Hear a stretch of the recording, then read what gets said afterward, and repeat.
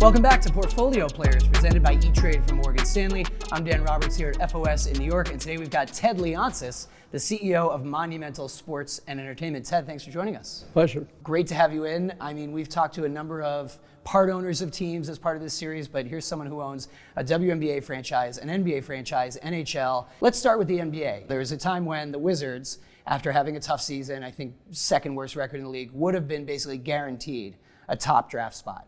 The lottery happened the way it did. You ended up with the number 6 spot. What do you make of the kind of flattening of the NBA draft lottery? You play the cards you're dealt, and we knew what we had going in. I don't understand, though, when people say you don't have a high pick. We're picking 6th. There's been a lot of great players that have been picked 6th. We also have the 18th pick in the draft. So we're going to have 2 first-round picks in our lineup. We're 3 picks that we made last year, and then we brought in another pick in a trade. So we'll have 4 players that were drafted in the first round last year and 2 this year, and we had a good pick the year before. So we have one of the youngest teams in the league. We weren't tanking, we were developing players. That's a little different than maybe what some of the other team strategy was. We can't internally, culturally think, we lost because we're picking 6. We have to be great executives, great scouts, and I think our team with our new president of Monumental Basketball and our GM will be fine. We had a lot of kind of media discussion and scrutiny around the NBA ratings this season. A lot was made about the dip, maybe first half of the season. Now, as we talk today in the playoffs, the ratings have been up about 6 or 7%. And in the end, the regular season ratings were down just 2%, which people don't talk about this, but NFL saw the same dip, 2% for the regular season. What did you make of all that, the discussion around whether the NBA had any issues to fix, whether it was about the product on the court and the gameplay, the style of gameplay, or is it just a broader secular trend with live sports ratings? Well, first, one of the great sayings in sports is no one knows nothing. And I'm convinced that there's a lot of writing, a lot of analysis, instant analysis that isn't very thoughtful and mindful. So obviously I've been head of the media committee for the NBA, the last deal and this deal. And so you witness firsthand the vigor and excitement of the biggest, most sophisticated media and now technology companies that won our programming.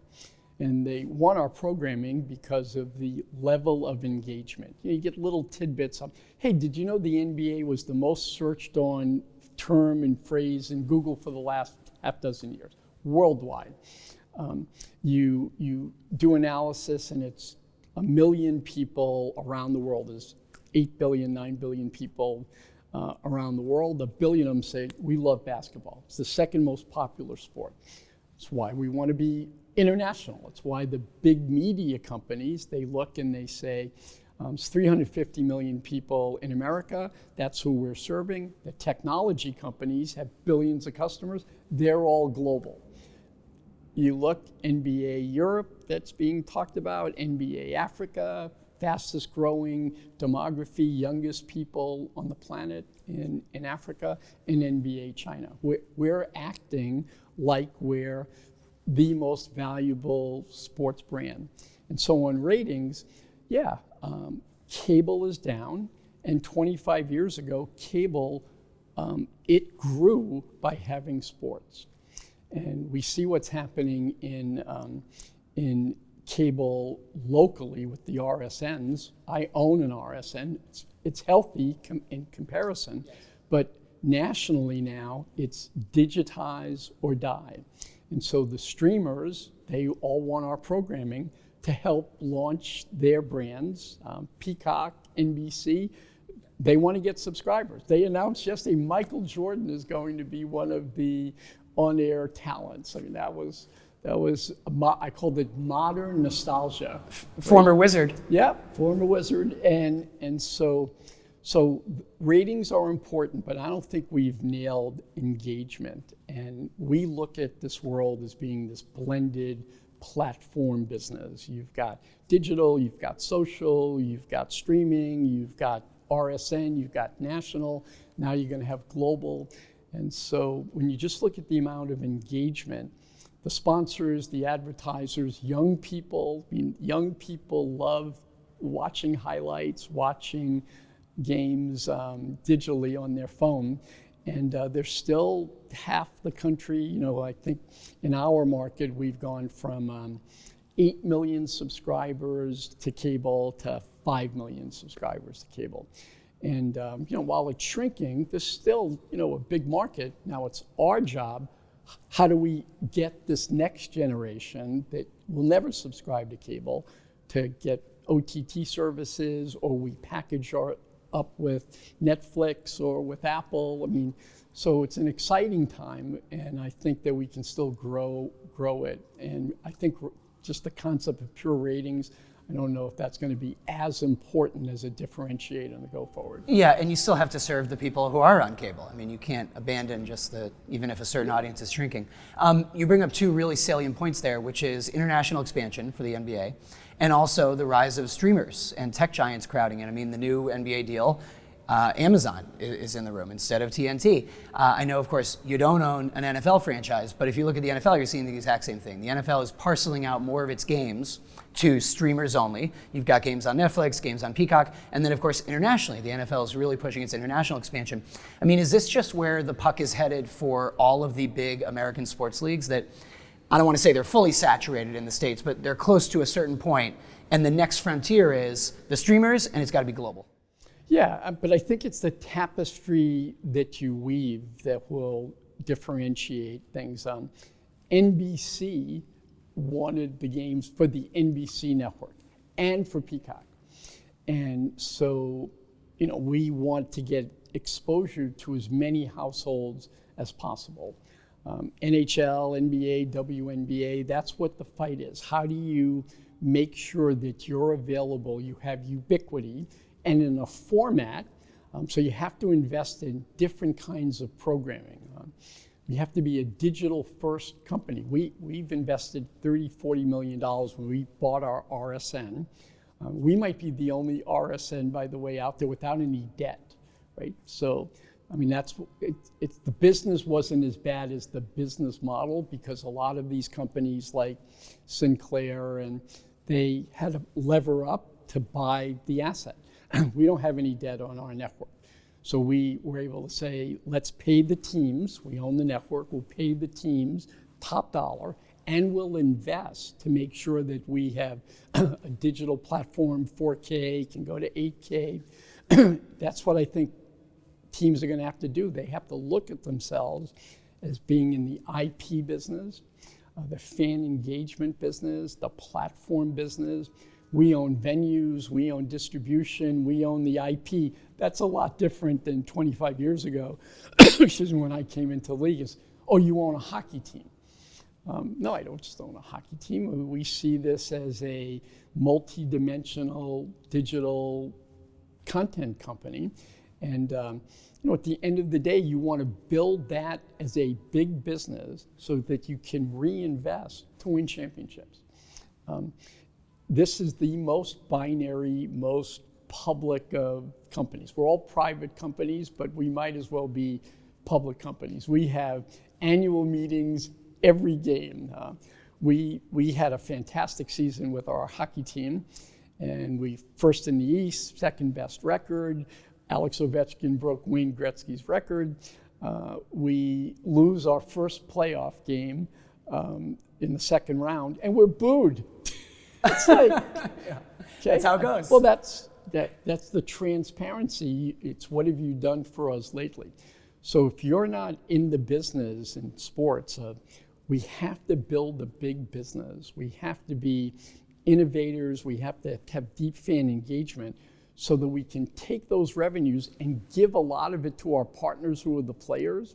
You constantly have to have that virtuous cycle going, because nothing brings a city fan base closer together than winning sports teams. And when you win a championship, you get that immortality.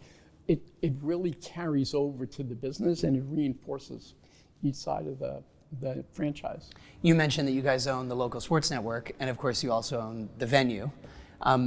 not every team does. And I think a lot of owners have realized that's how you add value now, is real estate in and around where the team plays.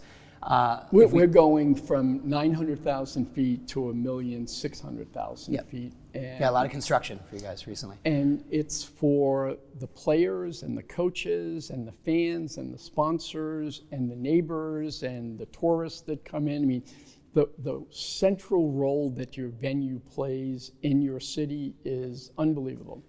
We helped the new administration when it came in. Weather was bad. They had the inaugural. And around the world, we were being referenced by news media as the world's most important arena in the world's most important city. And the president mentioned us 4 times, and we had an agency do some of the work, and it was $1.7 billion of mentions and billions of impressions. Well, we're a small business. And when you think about it, to have that kind of reverberation around the world, it shows you like what MSG, Madison Square Garden, what Capital One Arena, the importance of our venue. But when you can amplify the experience of 20,000 people coming to a game, and then you own the network, and you own the social part of it. So DC is supposed to be a politically driven, it's all about politics. On a good night, CNN, they'll get less than a 1 rating. And on a good night, we'll get a 4 or 5 rating. We aggregate our fan base. We get ratings higher than all of the MSNBC, CNN, Newsmax, Fox together in a city that's supposed to be political. It's because sports, we're writing the script every day. Every game is different. It's the ultimate reality programming. And we are the convener.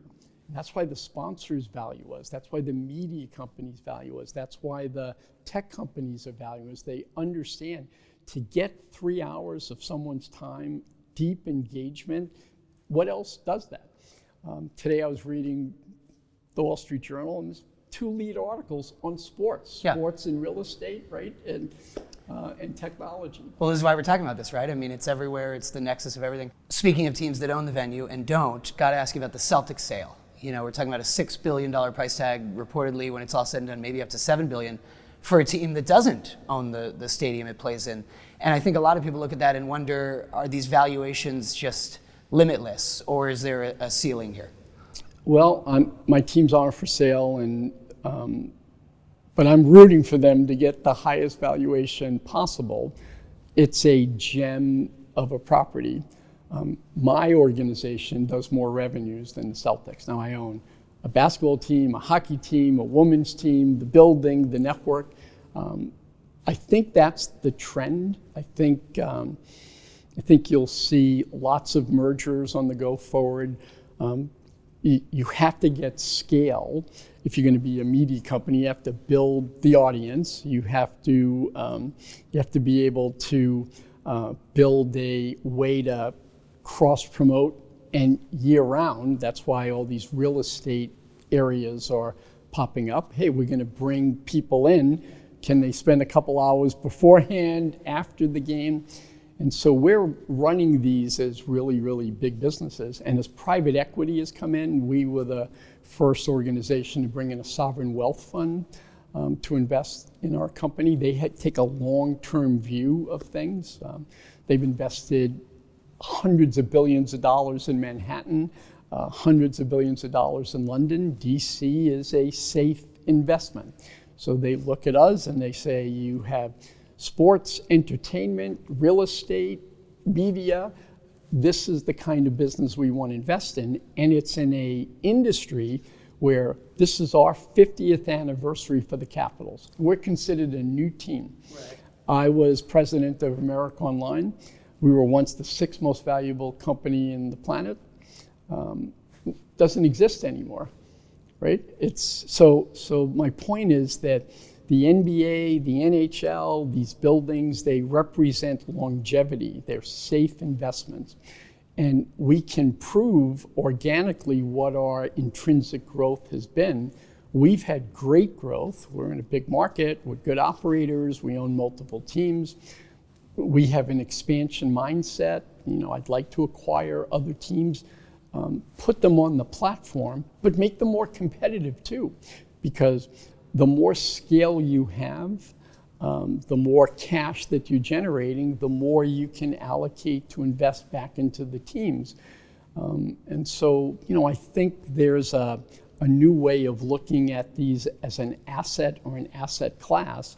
But at the end of the day, what the fans care about is, are you going to have good teams? You're going to have winning teams. And, I'm 2 for 3 there. We've had, for 25 years, a great record in hockey. And WNBA, we've won championships, we've gone to the finals, we've made the playoffs the most, or one of the most in the league since I've owned the teams. It's the NBA that I'm still having a hard time breaking that code. But we're very committed to doing that, and we're going to do it the right way through the draft. And the ultimate prize for us and goal is, could we win a championship in the NBA, the NHL, and the WNBA in the same year? That would be, and you go, well, the playoffs right now, we've been in the Caps playoffs and the Wizards in the playoffs at the same time. The building, the city is jumping because you're having the programming. And the WNBA season starts on Friday, right? So, we are constantly looking at how we fill the building, how we're making the investments, but we could have all 3 teams playing at the exact same time. You mentioned the success you've had with the Capitals, and obviously this past year, the Ovechkin record and the chase there. Interesting year for the NHL. Again, here we are talking about ratings, and maybe too much is made of ratings, but the league saw like a 7% ratings dip for the regular season. However, of course, the biggest moment of the whole year was the Four Nations, arguably, in USA, Canada, something like the most or second most watched hockey game in the US ever for that second USA-Canada game. How do you look at the future for this league and what the NHL needs to do to create moments like that? Well, the chase was pretty good. The game that he broke the record, I think there were 800 million views of the winning goal, of the goal that broke the record. We're global sports. The NBA, the NHL are intrinsically global sports. And I think that that's a key, that if you can connect with people all around the world, your engagement, your reach will be bigger, and can you be relevant to young people? And when I first came in and bought 100% of the Caps 25 years ago, I said, this is a video game. This is a video game come to life, right? And I compare it to the big daddy right now, which is football. I find football boring. I know that's heresy. Well, there's 12 minutes of action in an actual game, okay? And you watch, and then you get something to eat, and you go to a baseball game. It's not too dissimilar. It's a pitch, and then you talk to the person next to you. You go to a hockey game, you can't talk to someone next to you. You're watching the game. The shifts are 30 seconds long. Those players for those 30 seconds are exerting 110%. And that is very in keeping with the real-time world. Faster, better, cheaper. And so my bet was that indoor sports, where you can control the environment, you could invest in technology, you could do really interesting things with music and with audio and interactivity, that was where the growth would come. And certainly the NHL is growing really, really fast. The NBA is growing really, really fast. And it has a lot of tailwinds pushing it forward. And I think the NHL is very, very well positioned for a lot of another decade or so of big growth. You mentioned wanting to add teams to the portfolio, which I appreciate. Just saying outright, we'd like to own more teams. I think it's relatively well known you guys would love to own the Nats, fair to say, and maybe the Learners sell at some point. Yeah, the Orioles, the Orioles I was interested in too, and they were bought by a friend, David Rubenstein. He's got great backers, but that's a small market. who knows what happens in 5 years, 10 years? Maybe that becomes a part of us, right? That there's a set of mergers, because I think you're going to have to see either real mergers or virtual mergers. How can you sell subscriptions year-round? ESPN announced yesterday, ESPN. I thought that was great. Ta-da, all the drama. It's going to be called ESPN. $29 a month, 46,000 hours of programming. Well, we own a lot of teams, but it's 82 games for basketball, for hockey, 40 games now for WNBA, but it's not year-round. You're starting to see in New York a virtual merger of subscription product, not all under one ownership. Well, that's really smart, right? Because you don't want to spend a lot of money to acquire a customer or subscriber, and then your season ends, you don't make the playoffs in April, and they cancel, right? You want to be able to get, and really expensive. And so as you have to go more direct to consumer, and we've got the data. RSNs, by the way, the dirty little secret, I'd ask Comcast, NBC owned our network before, who's our customer? And they'd say, men. Go, okay, give me more. And they'd throw out ages. I'd say, I got to call BS on that because young people aren't signing up to cable. Well, they were enjoined by Congress to not be able to share data with the cable company. They didn't know who their customers were. We, on the other hand, have a database now of like 4 or 5 million people in our database, and anyone who's bought a ticket, season ticket, been part of a group, bought merchandise in the building. Many of them it's one account, but 4 people. Oh, there's a secondary market. We mine that data like you can't believe. And so when we get into the subscription business in a bigger way, you need to have that data. The cable companies weren't investing in data, in AI. We making big investments in AI. We built the most advanced local digital network studio. We have to make those investments. We have to, if you're a tech company, Steve Ballmer and I a couple of years ago were talking about this at NBA Tech Day. We don't have R&D budgets. We came from businesses where you were R&D engineering driven, and you come to sports teams and there's no R&D. You were reliant on third parties. So we said, that's not the way that you future-proof your organization. So we're spending money not only on salaries for the players and for infrastructure in the venues, but what kind of investments can we make in technology and platforms to better the business, but also to increase fan engagement, to increase players and their health and the like. And so these are real big, sophisticated businesses, and our valuations are proving that out. So bundling the media or the streaming or the app with other teams that you don't own, that's interesting. To go back to the franchises, it sounds like maybe there's a possibility that you'd buy a team not in your current area geographically. I want to be authentic, and I looked at it was very in to go to Europe and look at soccer teams. I was going to ask, everyone right now wants to just own a soccer team. And I looked, and there was a rumor, a leak, and I said, I didn't play the game. How many games am I going to go to? The team we were looking at was outside of London, and the fans are going to hate me, right? And I won't have any authority, if you will, in that I go to all of the games. I grew up watching the games. I know the history of the teams, and I think fans and media can smell BS. And if you're doing sports for the money, for the business side of it, this isn't the place for you, because you have to have a thick skin, and you have to be able to go. I went to the barbershop the other day to get my beard trimmed, probably too short. And when I walked outside, they were, can I take a selfie? That was good. The other, why do you guys stink year after year? I mean, and you have to be in the fan base. You have to be a part of that and intrinsically get the mood, get the, what's happening in the city. And so I think this roll-up strategy where it's not a platform, you're just buying things and you're kind of helicopter parent, might work for other people. It's not going to work for me. But I would buy the Nationals or the Orioles or DC United and put them onto one platform, put them on one network, have one big data set, have one CFO, have one HR department, right? I mean, that's what media and tech companies do. Microsoft has made hundreds and hundreds of acquisitions. Google has made hundreds and hundreds of acquisitions, all on one platform.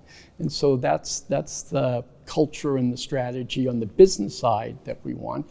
But on the team side, it's really, really authentically focused on NBA and Wizards. There's no, the same trainer for the Capitals isn't taking care of the basketball player. And so you have to develop those operating chops to know what should be integrated on the platform and what should be incredibly endemically just focused on the team and the players and the brand. You didn't mention NFL in there. Is owning an NFL team the ultimate for every team owner in sports? I mean, I could have bid on the Redskins when they were up, and Dan Snyder beat me to it, if you will. You know, I used to say a couple of years ago, well, I don't know if I could have afforded it, but my asset, our asset, I bet you one of the reports will come out and say Monumental Sports is valued at $7+ billion. Well, that's what NFL teams are going for. Now it's a team versus all these assets. We bring 3 million people into our venue. A football team plays 8 games, 9 games, 10 games at 50,000, 60,000. Like, when you look, don't sell short these conglomerates that own an NBA, WNBA. Now, we're few and far between. Toronto, they own the baseball team, the hockey team, the basketball team, the building and the network. Rogers Communications, Larry Tannenbaum. Denver, right? Now the family also bought the team in LA, the football team in LA, but it's not on that same platform. And MSG, but MSG now is 3 different public companies, right? There aren't many public companies. The other one's Liberty Media, but we're a pure play. We're in a big market. We have a fidelity in our strategy. We have one platform, and we're growing double-digit. We're doing it right, but until we win more championships, you'd say, no, you're losers. That's the thing in sports that's amazing. We're having the best years from a business standpoint, but we haven't won a ring since 2019, and we feel like we have to reinvest to get back to that championship. Well, as you said, you have to take those slings and arrows. Ted, this has been so great, such a great conversation. Really quick, let's end on this. You know, you talk about the emotion of owning a sports team, and that if you're getting into it just for the business and the money, you better be ready to be criticized. I mean, right now, though, more than ever, we're seeing everyone wants to own a piece of a sports team. Not just in the big US leagues. I mean, we talked about soccer, every celebrity, every athlete. Real quick, why now? What do you think is happening right now that's causing that? Well, it's the only segment of business that seems to be accreting value, and it's got the left brain, right brain thing going for it. Like, you want to be competitive. You want to. When you win, there's no drug, there's no alcohol, there's nothing you can take that's more addictive than winning. I mean that. I can't explain to you the dopamine that you feel when you're winning a playoff game. But the flip side of it, and people who get in, they haven't felt that yet. You lose a game 7 in overtime, it's like death, okay? And there's people that aren't cut out for that you have to now, we got a game 2 days from now. We have to go back at it. We didn't meet expectations. We're going to have 5 months of criticism, and what are you going to do about it? There was a draft in the NBA. We didn't have a very good season. We were developing our players. We won 18 games, and we're picking 6th. In any other world, that's great. we're going to get a great player. Larry Bird was the 6th pick in the draft for Red Auerbach. We're losers. You didn't get the first pick in the draft. There's no other business where you go, oh my gosh, let's push back for a second. We're going to get a really, really good player with the 6th pick in the draft. And so it's such a unique business. It's so covered by the media. The technology companies are all over this. And it's sexy, but a conservatively strong business that has, we look like a SaaS, software as service business. 80% of our revenues are replicatable. They're under long-term contract. Our variable season tickets, 80% is what we renew in a bad year. Good years, we're 95, 100% renewals, right? And then they resell the tickets at a higher price for the season tickets. And so it's a unique and great and popular business, and there's a minimum on it, right? It's we're the only basketball team and hockey team in Washington, D.C. The only, and that gives it this this desire, and that's why you're seeing new leagues start. It's like, hey, I want to buy a sports team. MLS is way up in value because you can't afford, or there were no basketball teams or hockey teams to buy. So it's like, I want to buy a professional team. You know, is a soccer team really should be valued at 15 or 20 times multiple? No, but you want one? That's what you're going to have to pay. And so I think we're situated in a very unique and powerful position. But with that power and position, you've got to be really socially responsible with it. And I think we're doing our best in Washington, D.C. It's a great answer. Ted, thanks so much. Great conversation. Good to see you.